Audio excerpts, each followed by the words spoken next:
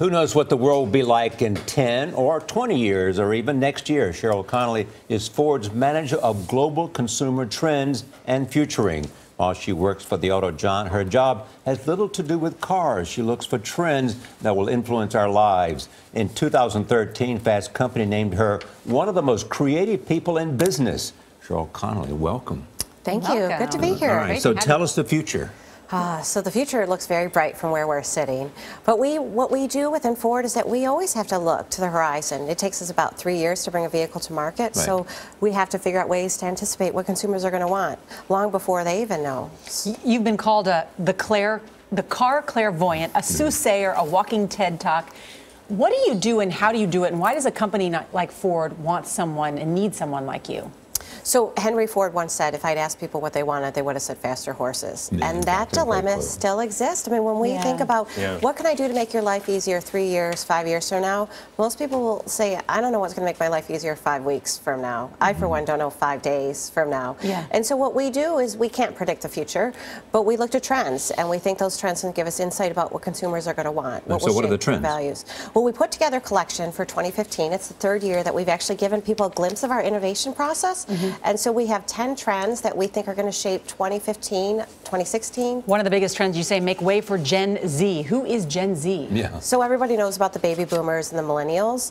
Gen Z will follow the millennials. And they're not fully formed because they haven't hit their teens or their 20s, but it's never too soon to start paying attention to them because there are over 2 billion Gen Zs worldwide. But Gen Zs aren't car buying types. No, they're 21 and under, but they will be, and they're the future, you know, and they set preferences not just for themselves, but for society as a whole, because if you have kids, you already know they have a really strong voice. But even millennials aren't buying as many cars right now or driving as much. So what does that mean for a car company?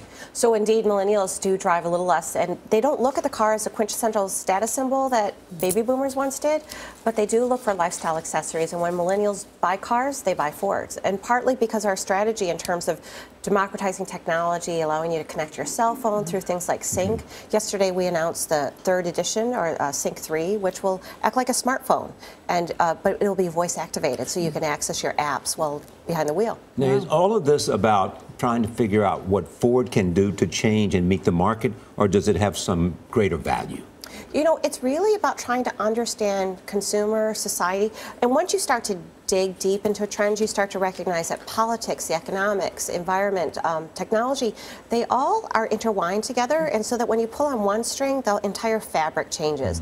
And what we use this information for is to better prepare ourselves, to make sure our strategies are robust. Let's talk about health, because a new study out this week says more than 1/3 of Americans are obese. How do car companies adjust to that? Well, we first have to kind of understand the nature of why that change is happening. And so you have the quality of food in terms of nutrition, even in emerging markets, are so poor, and you have an influx of technology that's leading to a more sedentary lifestyle. So how does that affect how Ford uses that information to look to the future? First we have the physical form, so we have to think design about how will that change the way the ergonomics of the vehicle, but we also want to try to find ways to enable it. So we have things like a heart monitor chair that we have in development that can help test the quality of your health when you're in your vehicle. How powerful is the aging population? Oh, the aging population is probably the single most important challenge that the world will face, both from a social and economic standpoint. You know, scientists say the first person to live to be 150 years of age has already been born.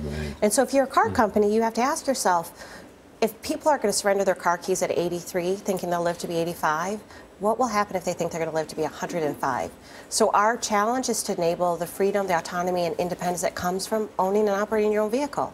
Why Can you imagine? Oh, I was going to say, could you imagine living to be 150? Having to sit here with me for another.